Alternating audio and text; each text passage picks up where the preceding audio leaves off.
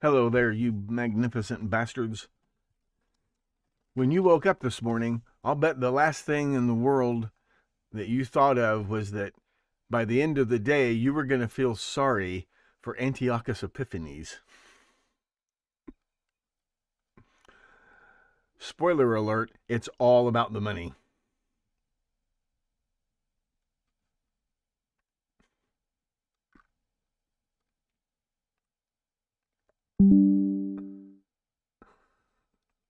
In a free Stop recording. Start recording. The very word secrecy is repugnant in a free and open society. You're in violation of secure communication procedures, Commodore. So we just went ahead and fixed the glitch. There is no America. There is no democracy. Our fifth objective, a new world order. There are no nations. There are no peoples. There are no Russians. There are no Arabs. There are no third worlds. There is no West. Right-wing conspiracy. What do you call it when the assassins accuse the assassin? A new world order. Thank you for plugging in to the Stones Unturned podcast. Well, just a second there, Professor. We fixed the glitch. I'm your host, Professor Thomas Henry Horan. He reads everything. Hello there, my beautiful... The very word secrecy is repugnant.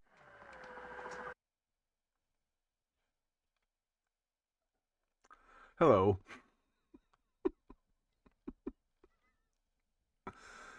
To recap, the real kingdom of Israel was way up in the north, up by Antioch, which is where the first Christians supposedly come from. Keep that in mind. This Israel, remember, that's the Jezreel River Valley.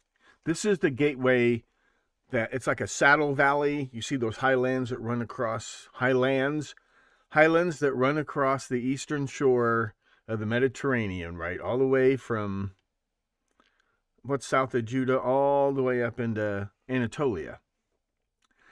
And there's that saddle kind of valley on the way to Aleppo, up from Antioch. That's the Jezreel Valley, basically. This is Israel. Not really Jewish. Only according to Ptolemaic propaganda, which we'll get to. So that's where the real kingdom of Israel was. And remember, okay, can you see my pointer close enough? Oh, I forgot to tell you the best part yesterday. These 2,000 chariots, guess where they may have come from? They may have come from the Etruscans.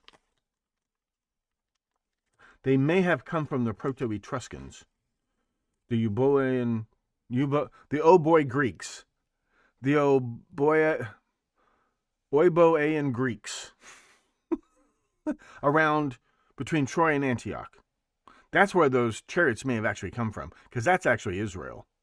And they would have a reason to keep Tiggles out of this area because it would shut off their contact down the Jordan River Road, going all the way down to where Aqaba is now. That was called Elath, and the hookup with the Spice Road.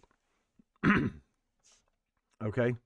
This would be around 850 to 900 BC.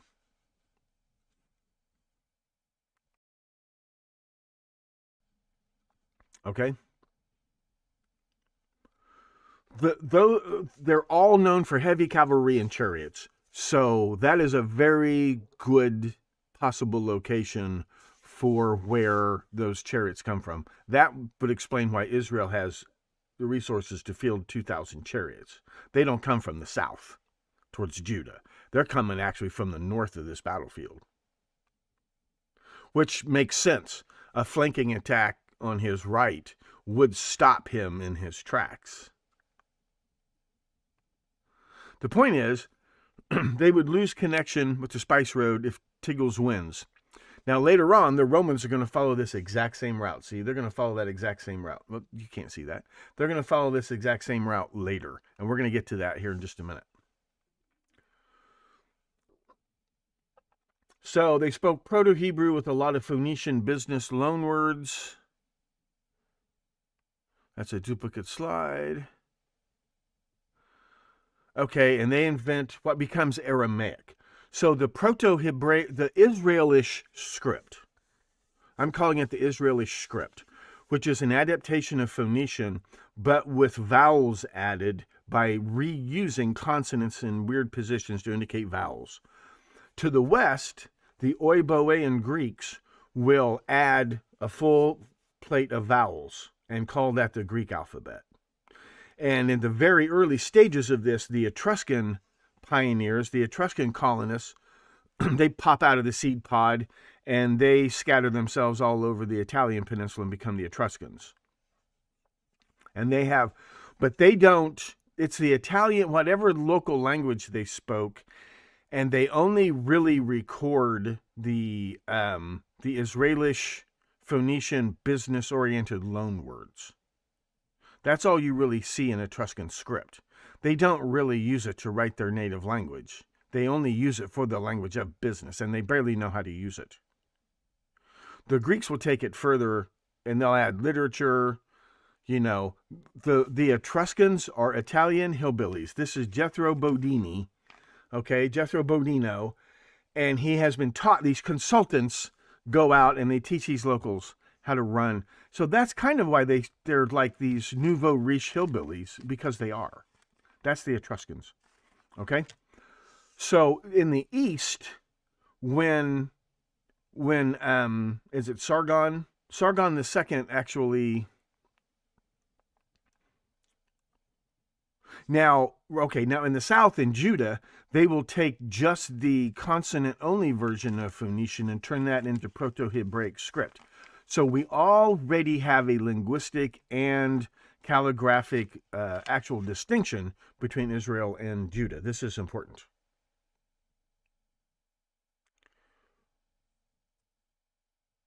Okay, they came from a common stem. So then Sargon II is able to conquer the actual northern kingdom of Israel, and he transplants them all across his empire, his new empire. They set up the original syndicate. This is not the syndicate that is part of the Babylonian captivity that make friends with the Persians, okay? But this is the original syndicate in the East, and they start reaching out even all the way to India and China. So the 10 lost tribes of the real kingdom of Israel, they're the ones that are transplanted to the East. They're scattered all over. I think I have a map of that. This is where the 10 lost tribes go, and this becomes the syndicate in the East. All the way to Sogdiana, which is where by around the year 0, you're going to start seeing more and more activity along the so-called Silk Road. You're going to see Western Chinese warlords get their shit together and start keeping the road open. This is going to create 2 branches of the syndicate. The northern branch of the syndicate is going to become the silk guilds, the drapers guilds.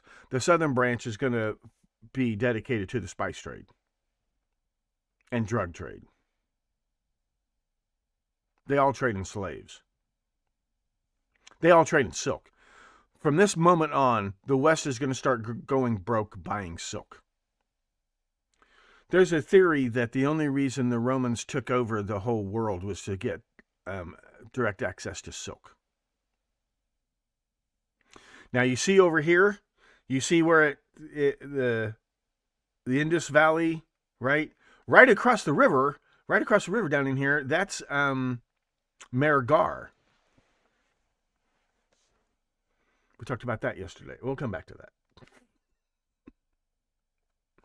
So in the East, in this area, Israelish is combined with local scripts and becomes Aramaic, which is going to replace cuneiform.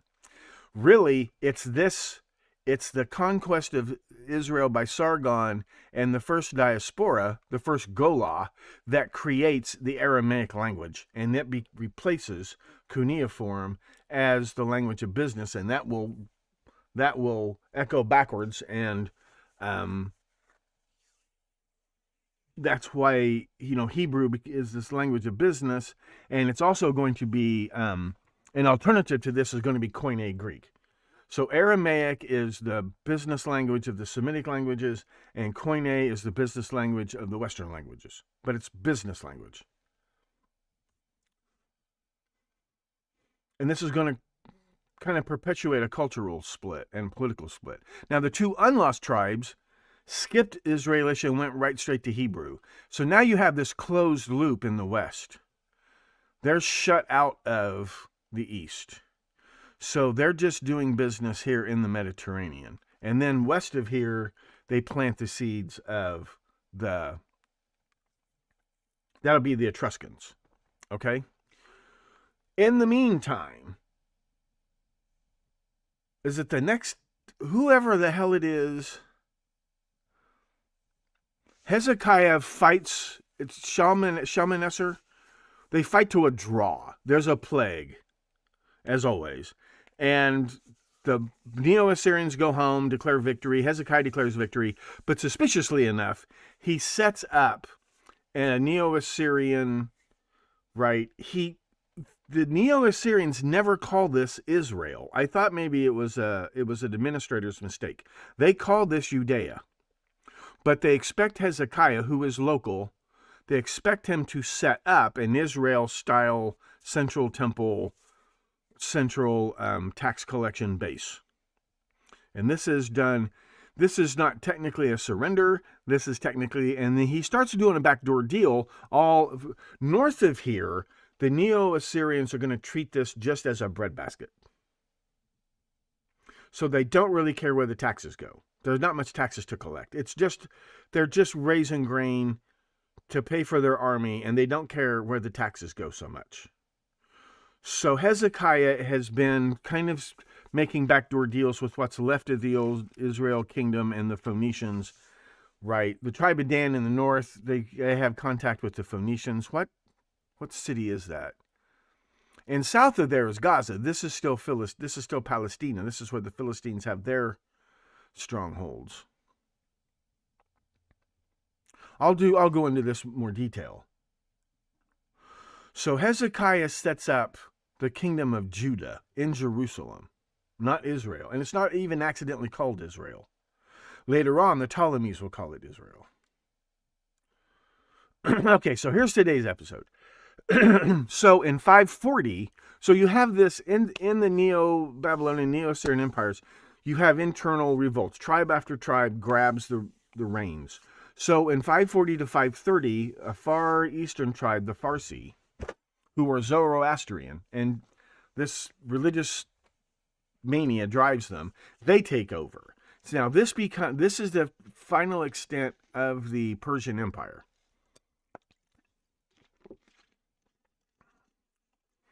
They do something smart. They make a deal. Oh, I forgot. Before this, I forgot.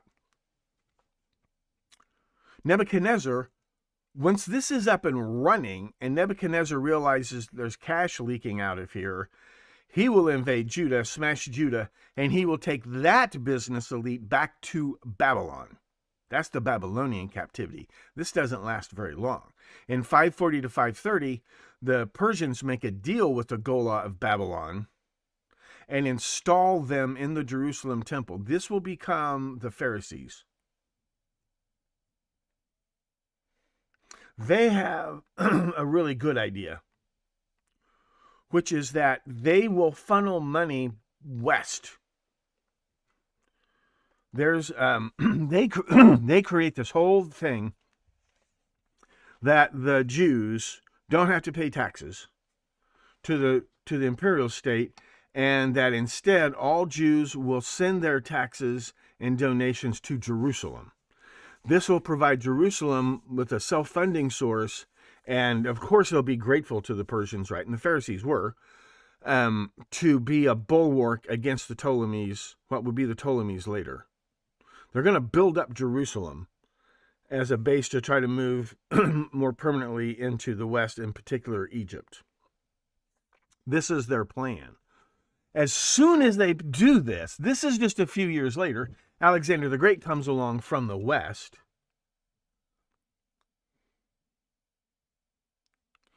Right. So this is, I can't remember which king this is, like it matters.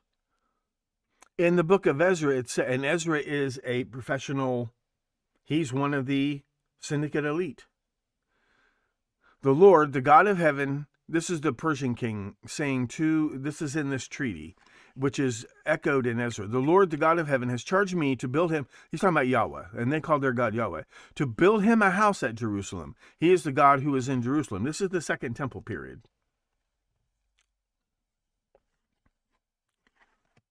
This is all part of their plan to raise money to build up Jerusalem as a fortress to protect them from the west and to kind of be a launching pad. It's easy to defend Egypt from the east at Jerusalem. It's impossible to invade Egypt from Jerusalem. You just can't do it.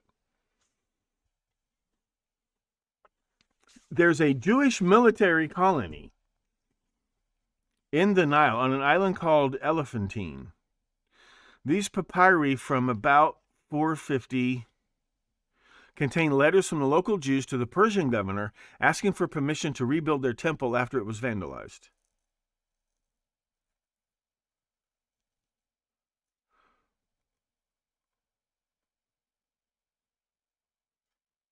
One letter even mentions they were writing to the sons of Sanballat, the governor of Samaria mentioned in the Bible, and to the authorities in Jerusalem. This proves there was an active high-level administrative loop between the Persian government and Jewish temple sites.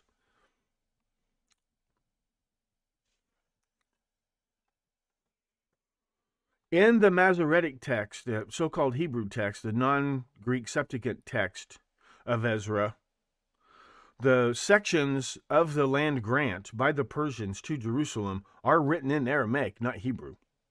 So we think it's a pretty accurate copy.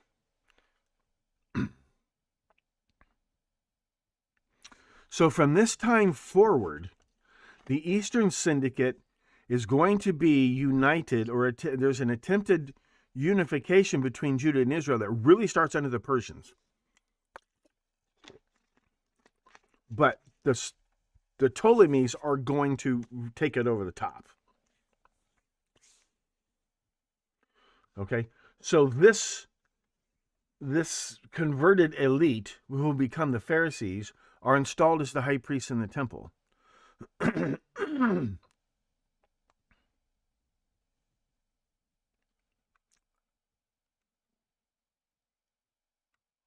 There's a lot we don't know. We have to deduce most of this from Ezra and Nehemiah.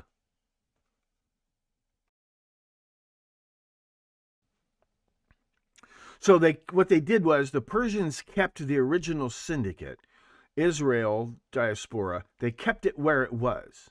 And they sent the Jerusalem elite back to Jerusalem and told everybody, you're all Jews. This is what the Persians tried to do. They were partially successful. Who knows? The Persians may have actually been coached by the original diaspora, the original syndicate. So when Alexander conquers the Near East, he doesn't bother micromanaging Judea at all, or Amman. He leaves them to their own devices. He is very careful about reorganizing what used to be the Kingdom of Israel, but he doesn't recognize it as the Kingdom of Israel, east and south of Antioch. This whole Jezreel Valley. Once again, Antioch becomes the capital of the Alexandrian Empire, really. And curiously enough, this is where the first community of Christianoi, not Christianoi, are founded, is in Antioch. Remember Antioch. This is in old Israel. Antioch is probably built on the ruins of the old Israeli. I'll go into deeper. We don't know. I have enough information to prove this, but not enough. Now, what's interesting is, very quickly, Alexander's empire breaks up, and the Ptolemies are much smarter than the Seleucids, and they snatch Jerusalem. So but the Seleucids, they're basically trying to run the old Persian Empire. They have to leave Persian law alone.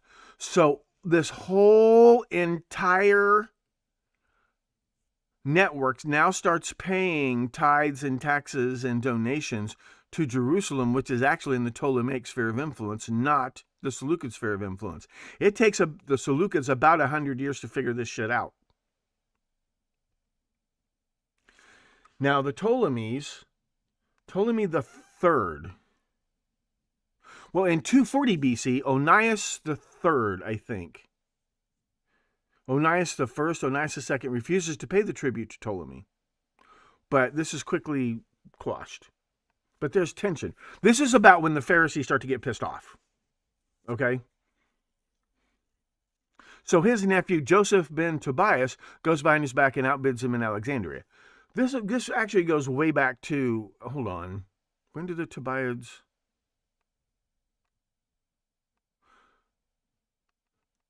Way back.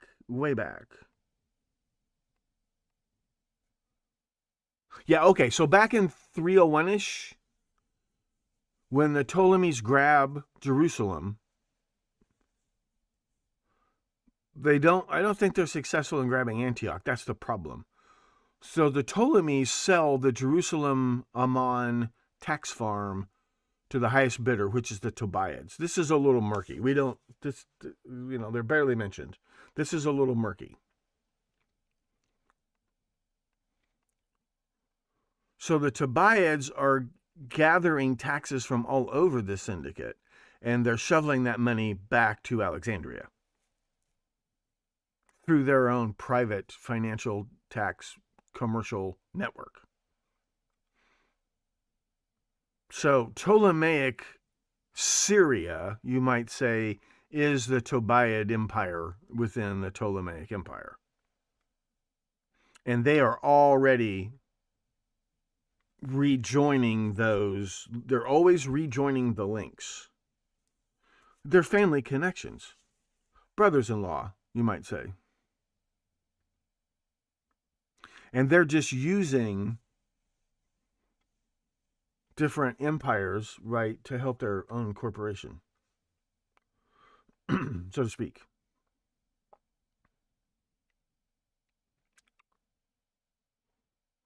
Not the whole empire, just the Jewish part of the empire. And as they send out apostoloi to remake contact with these Jews of the East, they're like, hey, you should send a donation to the temple in Jerusalem. In 240, they try to stop the flow west. That doesn't last long. His nephew, Joseph ben Tobias, outbids him behind his back. So in 198 BC, the Seleucids, who have finally caught on to where all the money's going, and it's probably been more and more and more, right? And they're asking more and more questions. Where the hell's the money going? Because this is just a thin layer of upper management. So Antiochus III, in 198 BC, he grabs Jerusalem. And he grants, right, he tries to make friends with the local population. He has to let Onias III remain as the high priest in order to appease the locals. Okay? So Onias I, Onias II is the one who tried to boycott paying taxes. This was partly political. Okay? So he's been replaced by Onias III. Antiochus has to let him stay in place. But he's still allied to the Ptolemies, so what he does is he starts juggling the books in Jerusalem. Are you with me? Instead of Antiochus III trying to grab every little temple across the Middle East and auditing the books, he grabs the temple in Jerusalem and says, you work for me now. Yeah, I sure do. But he's still Ptolemaic. He starts juggling the books. And the Tobiads are still funneling money to Egypt, from all across the Seleucid Empire. So then he gets a big idea of picking a fight with the Romans in Euboea. Right? He's trying to re-extend that kingdom of Israel back to the Greek coast. This is on the east coast of Greece. This is in the Tyrrhenian Sea, maybe? And I think it's Apamea. He just gets his teeth kicked in. He and his little band of merry robbers get their asses kicked around the Roman moon and back. Rome imposes an indemnity of 15,000 talents, 3,000 payable in cash now, and 1,000 talents a year payable for the next 12 years. And he just signs everything. He has nothing. He just signs everything. The Romans, and now the Romans, you know how the mafia are. They want that money now, okay? They want that money now. As part of this deal, he hands over his son Antiochus IV, who will later be called Epiphanes, as a hostage to the Romans for the balance of the 12,000 talents. He is raised by Romans who are not nice people to begin with, and every morning they wake up and they say, gee, I sure hope your dad doesn't default on that 1,000 talent payment. I hate to see what would happen to you when he does. I mean, this is how he lives. This is how he grows up. So, Antiochus III he owes money to his loan shark, Rome. So he robs his own bank at Elymais, which is in the east. And he gets caught by some vigilantes and is killed trying to rob the Bank of Elymais, his own bank. This is his empire. He tries to rob his own bank and is killed by vigilantes. But this isn't the Antiochus you want to feel sorry for. He got himself in this mess. Antiochus dug his own bed here. But you know how the Romans are. Like father, like son. Now, okay, so now what happens is his brother, nephew, Seleucus IV, he makes a deal with Rome real fast. He sends his own son to Rome, and for some stupid reason, Antiochus IV is released, and he's not allowed to go home. He's allowed to go to Athens. This is 187 BC, with the Romans breathing down his neck. So in 175 BC, Seleucus IV is assassinated by his own prime minister, Heliodorus, who holds the door open for Epiphanes, because he's the smart bet, right? For him to sneak in through the back door at Pergamum, and then come in and take over. And he apparently has some deal with the Romans, or what's going on here, because he sells the high priesthood to Jason. That's a Greek name. It's actually not a Greek name. It's actually a Jewish name.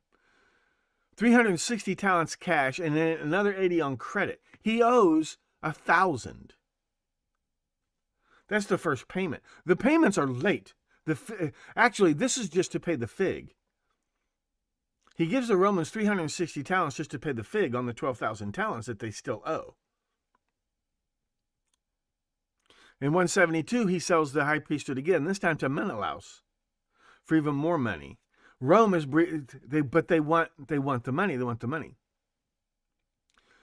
So he doesn't have it. So he goes to Jerusalem to withdraw the money, and all that money that was supposed to have been flowing to Jerusalem all those years from all across the Persian and Seleucid Empire, all of that money's gone. There's only 1,800 talents. That's not enough. That's not even salt for peanuts. There's 1,800 talents in the treasury. So he leaves it there, and he torches the bookkeepers, and they tell him that the money's in Alexandria. It's in all these private Tobiah banks. So this is not a conquest of Egypt. This is a guy on the run from the mafia because of a debt his father owed. He rounds up whatever soldiers and sailors and Marines who are willing to still work on credit. And they go with him to Alexandria to try to collect this money. He promises them big bonuses, of course. So he manages to he starts besieging he seizes the Delta. Okay. He finally tracks down the money, and he's running down an alley chasing the guy who stole his wallet, and he gets kneecapped by his loan shark, Popilius Lena. He's this close to the money. He's this close to finding the money to pay off Rome, and he's running down an alley chasing a Jewish bookkeeper who knows where the money, chasing him to the money, and he is kneecapped by Popilius Lena.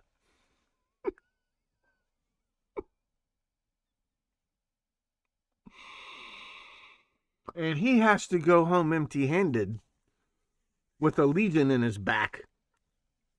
This, I don't know if you've ever seen the movie The Mob with Broderick Crawford. It's the most realistic movie about the waterfront mafia. It's set in Kansas City, and what they do is the guys get their checks, they get drunk, they get them in a crooked poker game, they lose all their money, now they owe a debt. And now they owe the debt plus the interest. And the mafia will do everything they can to keep them from paying off the debt. Because the mafia have understood for 5,000 years, 6,000 years, 10,000 years, you don't make money on the repayment of the principal. You make money on continuous payments of interest. This is how they still work. This is exactly what Popilius Lena does literally to Antiochus IV. His loan shark stops him. It's his money. And the loan sharks have stolen it, and they won't give it back to him to pay what he owes. He still owes money to the loan sharks. You've seen the movie Snatch, right? Where their friend Eddie loses their money in a crooked poker game, right? This is exactly how the Romans build their empire during their during their glorified republic. It's a republic of criminals. They don't want a government because government means law and order. And as a matter of fact, after the whole temple fiasco of 70 AD, the Romans start cracking down on their own mafia. And they pass a whole bunch of new banking regulations and tax regulations, and they create a professional civil service. The empire was not a tyranny over the republic. The empire was law and order imposed on the mafia. I mean, so he goes home with broken kneecaps and empty pockets. So his only alternative, the offer that Popilius Lena made him that he couldn't refuse was he has to go home and just try to kick the Jews out of the temple and make it a temple of Zeus and just hand the whole thing over to Rome, which they know is going to fail. But it gets him out of the way.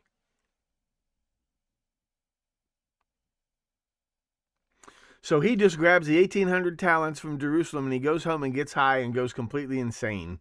That's how he goes mad. He goes mad from trying to do all of this.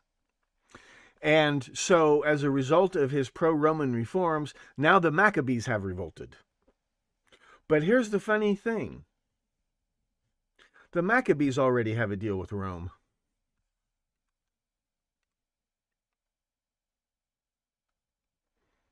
They're actually just rebelling against the Seleucids. They're not rebelling against the Ptolemies or the Romans. They are backed by the opportunistic Roman Etruscan merchant class, the old connection to the syndicate. So Onias IV decides, looks at the handwriting on the wall and sets up a new temple at Leontopolis and sets up a more centralized. They saw, I think, they saw how vulnerable they were to biker gangs from the north. So they set up a fortified, and of course it's a temple, so now it's sacred. They set up a temple bank down the river at Leontopolis. The funny thing is, they build it on top of, and I'll go into more detail later, they build it on top of the temple of Sekhmet. She is the night protective mother goddess of Egypt, but she's a house cat. But it's still Sarah. It's still Asherah. But in Egypt, she's the house cat Mekmet, or Hekmet, the house cat. And they build a new temple on top of that. And this becomes the shadow bank.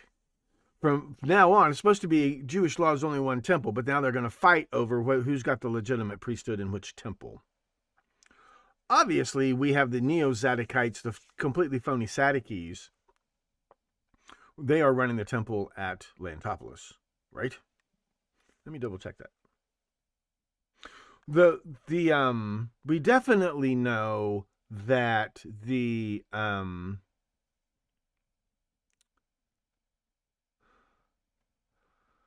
big synagogue of Alexandria, the Tobiads and all those families, they have both Sadducee and Pharisee members. Like, it's all about the money. It's all about the money. There are some Pharisees, but so blah, blah, blah. Now, 152 BC, the Hasmoneans appoint Jonathan Apphus as high priest, and this enrages the Pharisees. This is where the Pharisees really get pissed. When the dust settles and they put a man named Jonathan Apphus in as high priest, and he is a pro-Roman, and it's all about funneling that money from the east through the temple in Jerusalem to the temple in Leontopolis and into Roman connected merchant families. This is where the Pharisees get pissed off. And they start boycotting the temple. A little bit, blah, blah, blah, blah, blah. 104 BC, John Hyrcanus I starts denigrating the Talmud and the oral law completely. This will shut out the Pharisees completely, and this apparently, I guess he doesn't want the money from the East. Maybe the money from the Eastern Syndicate's not coming in. It's hard to say, but John Hyrcanus I, he pisses on the Talmud. He pisses on his feet. What he does is this enrages the Pharisees. In 88 this enrages the Pharisees. I had this all planned out. Blah, blah, blah, blah, blah. In 88 BC, Alexander Jannaeus pisses on his own feet at the altar, and this enrages the Pharisees. Okay, they're slowly cutting off contact with the eastern part of the syndicate, which is stupid. But they're Romans, so they don't know any better. Blah, blah, blah, blah, blah. In 63 BC, Pompey waves at Syria from Italy, and this enrages the Pharisees.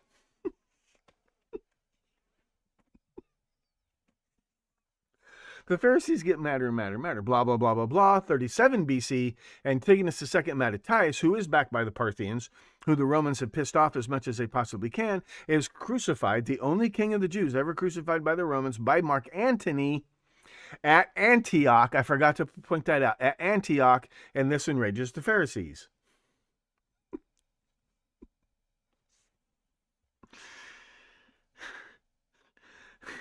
Antiochus. It's his money. The Romans claim that his father owed them money.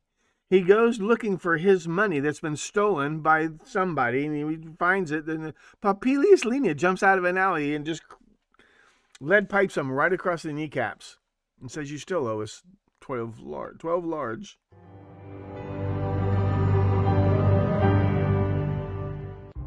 I'm Professor Thomas Henry Horan, asking you to please stay plugged in to the Stones Unturned podcast. He reads everything. He reads everything, and it tells him it's all about the money. Mwah. See you guys soon. Thank you very much. Who else? Did anybody show up? Thanks, 47. Have a good day.